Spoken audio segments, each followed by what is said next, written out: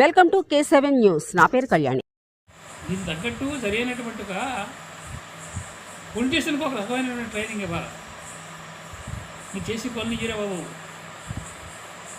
మీరు గెలిచేయనని కాంగ్రెస్కి తిరగడం కాదు, ఇంత బాధ్యత మీ మీద ఉంది, ఈ రకమైన పరిస్థితి తీసుకురావాలి మీరు అన్నటువంటి పరిస్థితి గవర్నమెంట్ గట్టిగా మొదలుపెట్టి అందరికీ సరైనటువంటి ట్రైనింగ్ ఇచ్చి వ్యవహారం చేసి సరి అయినటువంటి పరిపాలన పెట్టాలి.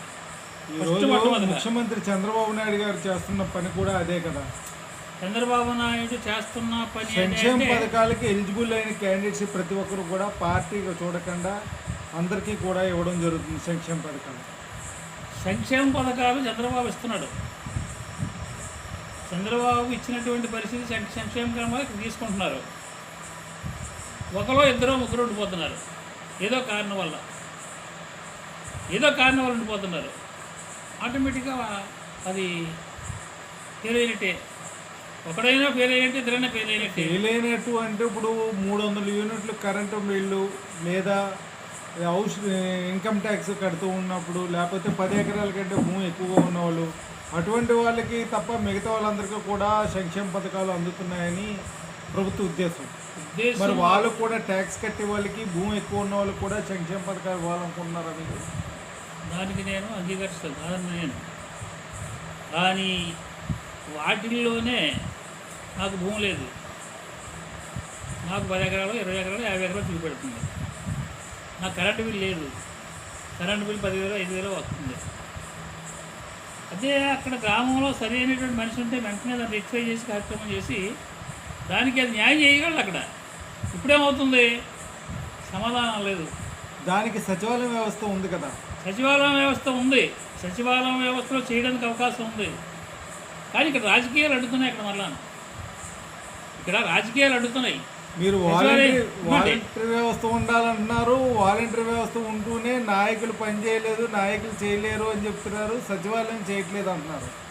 ఇప్పుడు వాలంటరీ చేయాలంటే నాయకుడు అనుకూలత ఉండాలి. నాయకుడు అనుమతి లేకుండా వాలంటరీ చేయలేడు కదా. సచివాలయం చేయలేదు అన్నటువంటి పరిస్థితి లేదు. ఇక్కడ చేయగలరు, వాళ్ళు చేస్తారు.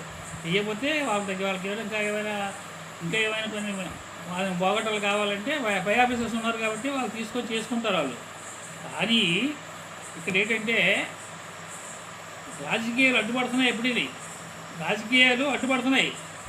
ఎలాగా, నాకు కరెంటు బిల్లు 5,000. రెండవసారి ఫామ్లో రావాలంటే చాలా విధాలుగా మీ ఉన్న ఆలోచనతో చాలా విషయాలు చెప్తున్నారు. అందులో మెయిన్ ఏంటంటే వాలంటరీ అంటున్నారు. పాతది ఆల్రెడీ ఒక ప్రభుత్వం పెట్టిన వాలంటరీయా, లేకపోతే మీరు ఏదైనా కొత్తగా మళ్ళీ దాన్ని అలాగే అదే రూట్లో మనం చేస్తే బాగుంటుంది అనేదా మీ ఉద్దేశం?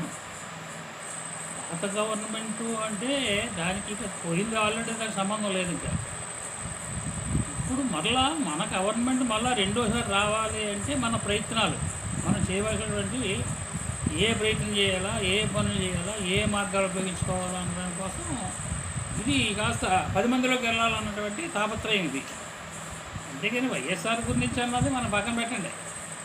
ఆ చూసి వాళ్ళ పరిశోధన అన్నది మనకు అనవసరం. ఇక్కడ వాళ్ళు ఏదో పెడతారు. వాళ్ళు ఆల్రెడీ ఏదో కార్యక్రమం పెట్టారు, అది ఫెయిల్ అయ్యిందని చెప్పేసి మనం అనుకున్నాం, వాళ్ళు అనుకున్నారు. కానీ వ్యవస్థ ఫెయిల్ అవ్వలేదు, వాళ్ళు ఫెయిల్ అయ్యారు. 100% వాళ్ళు కలగాను. మొత్తం మీద ఏంటంటే వైఎస్ఆర్ పార్టీకి జగన్కి ఓటేయకూడదు అని చెప్పేసి జనం అంతా నిశ్చయం చేసుకునేటువంటి పరిస్థితి పరిపాలన చేశారు. వాళ్ళు దాని పక్కన పెట్టింది, దాని చూసుకొని పొద్దుగుడు. వాలంటరీ వ్యవస్థ అన్నది ఏంటంటే, ఇప్పుడు వాలంటరీ వ్యవస్థ ఎలా ఉండాలి, వాలంటరీ ఉండాలి. ఎందుకు ఉండాలంటే మనం చేయలేవన్నీ. గ్రామంలో ఉన్న సమస్యలు 1, 2, 3 కాదు, కోటాను సమస్యలు ఉంటాయి. మనం వాలంటరీ వ్యవస్థ మీద పర్యవేక్షణ చేయాలి. అక్కడ గ్రామ నాయకులు కావచ్చు, లేదంటే గ్రామ సర్పంచ్ అవ్వచ్చు, వార్డు మెంబర్లు అవ్వచ్చు, వాళ్ళ మీద పర్యవేక్షణ, అధికారులు అవ్వచ్చు. వాలంటీర్ మీద ఏంటంటే ఒక పక్క అధికారులు, ఒక పక్క ఈ పొలిటీషియన్ అధికారి యజమాని బాధ్యులు ఎవరెవరికైతే ప్రజలు అప్పచెప్పారో బాధ్యత వాళ్ళు పరిపాలనలో మొరపెట్టవలసిన మనుషులు వాళ్ళు. దాని కార్యక్రమం చేసేది వాలంటరీ. వాలంటరీ అయితే అన్ని రకాలుగా చేస్తాడు. ప్రెసిడెంట్ చేయలేడు, వార్డు మెంబర్ చేయలేడు. ఎందుకు చేయలేడు? వార్డు మెంబరు అనేది ఏంటంటే పొలిటీషన్లో అనేక రకమైన రిజర్వేషన్లు. లేడీ అంటున్నారు, ఏనుముద్రోడు వస్తారు. రిజర్వేషన్ అంటున్నారు, ఏనుముద్రోడు వస్తున్నారు. ఎవడో గెలాలా, ఎవడో పెట్టాలా, ఎవడో ఎక్కడెక్కడో తీసుకుని పెట్టుకోవాలి గెలుపు కోసం, ఆహార నీడు కోసం. వాళ్ళందరూ ఈ కార్యక్రమంలో పాల్గొంటారనేటువంటి నమ్మకం ఒక్కటి ఉండదు సర్వసాధారణంగాను. నాకు తెలిసేటంటే ఇంచుమించు 45 సంవత్సరాలు నేను కంటిన్యూ చేశాను, కానీ ఎప్పుడు ఏ వార్డు మెంబరు కూడా పరిపాలన జోక్యం చేసుకోలేదు. అది తీరు అలా ఉంటుంది. అది అందుచేత ఏంటంటే ప్రతి ఒక్కరు కూడా ఒక వాలంటరీ ఉంటే వార్డు మెంబర్ కంపల్సరీ ఉండాలి. అటువంటి బాధ్యత దాని మీద ఆడికి లింక్ పెట్టాలి. సంస్థ మొత్తం పంచాయతీ ఉండాలి. ఒక పక్క సెక్రటరీ అనో లేకపోతే రెవెన్యూ సెక్రటరీ అనో లేకపోతే ఇంకొకరినో ఒక పక్క వాళ్ళు ఉంటారు సచివాలయం ద్వారాగాను. అలాగా ఒక సరి అయినటువంటి పద్ధతిని రూపొందించాలంటున్నాను నేను. రూపొందించాలంటే అది ప్రభుత్వం ఆలోచించి 1, 2, 3, 4 సార్లు ఆలోచించి ఎలా చేస్తే బాగుంటుంది అన్నది వాళ్ళ ఆలోచన బట్టి ఉంటుంది. అది దాన్ని మనం చెప్పక్కర్లేదు. అందులో పెద్ద ఐపీఎస్లో ఒకరాలు అందరూ ఉంటారు కాబట్టి వాళ్ళు ప్లాన్ చేసుకుంటారు. మనం అనేది ఏంటంటే కంపల్సరీ ఉండాలి. ఎందుకు ఉండాలి అంటే చిన్న సమస్యలు ఉంటాయి. కార్డు కావాల్సి ఉంటుంది, కార్డు ఎడదీయాల్సి ఉంటుంది, లేదంటే రకరకాల చిన్న ఏదో లోన్ ఉంటుంది, లేదంటే ఏదో ఒక సర్టిఫికేట్ ఉంటుంది, ఇంకోటి ఉంటుంది, ఇలా ఉంటాయి. ఇవన్నీ కూడా పొలిటీషియన్ ఏం చేయాలంటే చేయలేడు. ఇంకో పని అవుతుంది పొలిటీషియన్కి అప్పచెప్తేనే. పొలిటీషియన్కి అప్పచెప్పితే పని ఏంటవుతుంది? అక్కడ రాజకీయం చొచ్చుకుంటుంది. రాజకీయం చొచ్చుకుంటే ఇదంతా వేస్తే.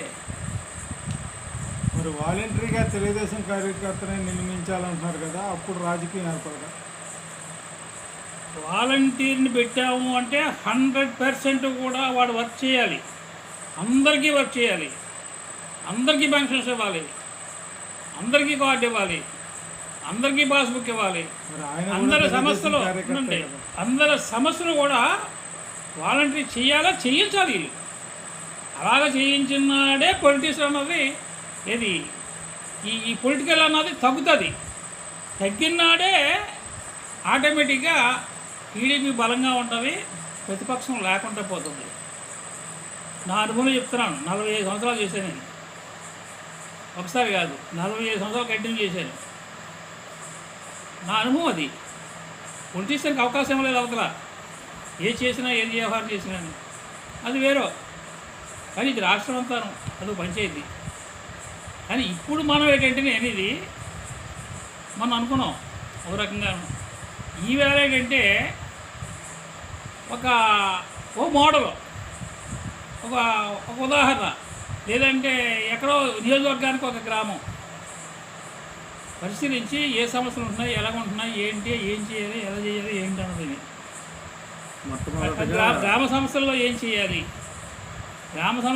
చేయాలి, అన్నది ఈవేళ మనం. తర్వాత ఏంటంటే పొలిటీషియన్ సర్పంచ్ ఏం చేయాలా, మెంబర్లు ఏం చేయాలన్నది మనం 3వ మీటింగ్లు పెట్టుకున్నాయి. ఈవేళ గ్రామంలో ఉన్నటువంటి సమస్యలు ఏంటి, ఏ రకంగా ఉంటాయి, దానివల్ల పార్టీకి ఏ రకమైన ఇబ్బంది కలుగుతుంది, అవి పూర్తిగా ఆ సమస్యలన్నీ పూర్తిగా నెరవేర్చేస్తే ఆటోమేటిక్గా ప్రతిపక్షం పడిపోద్ది. ప్రతిపక్షం దేని మీద పోరాడుతుంది?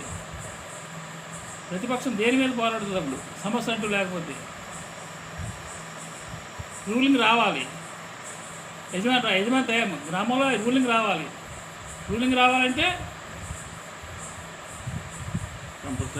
కంపల్సరీ ఒక వ్యవస్థ అనేది ఉండి ఒక అండ ఉండాలి. మీరు అన్నది కరెక్టే సార్. ఇప్పుడు ప్రస్తుతానికి ఎలా ఉందంటే, మీరు కొత్తగా ఏదైనా తీసుకురావాలి, మళ్ళీ వాలంటీర్ని పెట్టాలని, వాలంటీరే కరెక్ట్ చేస్తారని మీరు అనుకుంటున్నారు. కానీ ఇప్పటికే ఉన్న కొన్ని మనకి ప్రజల్లో ఉన్న పథకాలన్నీ కొన్ని కాపీ కొడుతున్నారు. వాళ్ళు అదే చేశారు, వీళ్ళు ఇదే చేశారు, వీళ్ళు చేసేది ఏముందని మన పైన ఒక అభియోగం అంటూ ఉంది.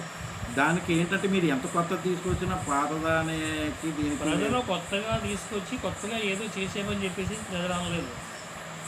అందరినీ సమానంగా చూడమంటున్నారు. ఏ పథకం పెట్టినా అందరికీ వర్తించగా చేయమంటున్నారు. గ్రామంలో లేనిపోయిన న్యూసెన్స్ లేకుండా చక్కగా సరైనటువంటి పరిపాలన అందించమని కోరుతున్నారు. అంతేగాని ఇవన్నీ తీసేసేసి కొత్త ఏదో తెచ్చి పెట్టమని చెప్పేసి మాత్రం ప్రజలు కోరలేదు. ఎక్కడ ఏంటి ఆడబెట్టింది ఈడు పెట్టింది అంటే గవర్నమెంట్ ఆడ డబ్బులు ఇచ్చినా ఆయాలు పెట్టిన గవర్నమెంట్ డబ్బులు, ఇవాళ పెట్టిన గవర్నమెంట్ డబ్బులే. అవి నడిపించడంలోనూ వినియోగించడంలోనూ వాటి మీద జాగ్రత్త తీసుకోవడంలోనూ వాటి మీద జాగ్రత్తగా పర్యవేక్షణ చేయడంలోనూ గతంలో లేదు పర్యవేక్షణ. నేను అనేది ఏంటంటే రేపు మళ్ళీ మనం సర్పంచ్లు పొలిటీషియన్ దగ్గరికి వెళ్ళినప్పుడు అప్పుడు వస్తుంది పర్యవేక్షణ ఎలా ఉండాలన్నదని. పర్యవేక్షణ ఎలా ఉండాలన్నది వస్తుంది అప్పుడు. ఏంటంటే గాడి తప్పిపోతుంది, రాజకీయం గాడి తప్పిపోతుంది. గాడి తప్పిపోవడంతో ఎనిని గాడి తప్పిపోతే మధ్యలో వెజిపెట్టి చెడ్డలేడు. ఎవడేదా అంటే ఆహా, ఈయనేదంటే ఆహా, ఆయనేదంటే ఆహా అనే పరిస్థితి వస్తుంది. ఎప్పుడైతే మనస్ఫూర్తిగా అందరికీ సమానంగా సమస్యలు లేకుండా ఎవరైతే జాగ్రత్త చేయగలరో రాజకీయ పరిష్కారం అది. ఎదుటి మనిషికి అవకాశం లేనటువంటి పరిస్థితి. ఎదుటి మనిషి రాజకీయం చేయలేడు. అప్పుడు ఎదుటి మనిషి రాజకీయం చేయలేనటువంటి పరిస్థితి తీసుకురావాలంటే అందరికీ సమానంగా మన కార్యక్రమం చేసి పెట్టాలి. అన్ని పనులను, అన్ని వ్యవహారాలను పార్టీ చూడకుండా ప్రతి ఒక్కరికి చేస్తేనే అదే పార్టీ. అందరి పార్టీయే. ఒక మనిషి చేయకపోతే మనం చేసినంత కూడా పాడే. మనం చేసినంత రాజకీయం అయిపోతుంది. మరి రాజకీయం ఎలా చేస్తారు? రాజకీయం లేదు ఇక్కడ, అంతా తెలుగుదేశం పార్టీయే. అందరూ తెలుగుదేశం పార్టీ వాళ్ళు ఉంటారు కదా, మిగతా పార్టీ వాళ్ళు కూడా ఉంటారు. ఉంటారు. మీరు ఎన్ని సంక్షేమ పథకాలు ఇచ్చినా సరే వాళ్ళు మీకు ఓటింగ్ చేయరు కదా. ఓటింగు అనేసరికి ఏంటంటే గెలుపు అంటే ఒక ఓటున్న గెలిపే. అలాగని చెప్పేసి పార్టీ అన్నప్పుడు కొంతమంది పార్టీగా ఉంటారు, కొంతమంది మనస్పర్ధలతో ఉంటారు, కొంతమంది వాళ్ళు రాకూడదని ఉంటారు, కొంతమంది మరో రకంగా ఉంటారు. ఆట వాళ్ళు అన్నది అది ఎక్కడైనా ఏ ఊరైనా సహజం అది పార్టీ అన్న తర్వాత. కానీ వన్ సైడ్ అన్నప్పుడు మొత్తంగా 100కి 100 వేసేమని కాదు. 60% ఉంటే వన్ సైడ్, 55% ఉంటే వన్ సైడ్.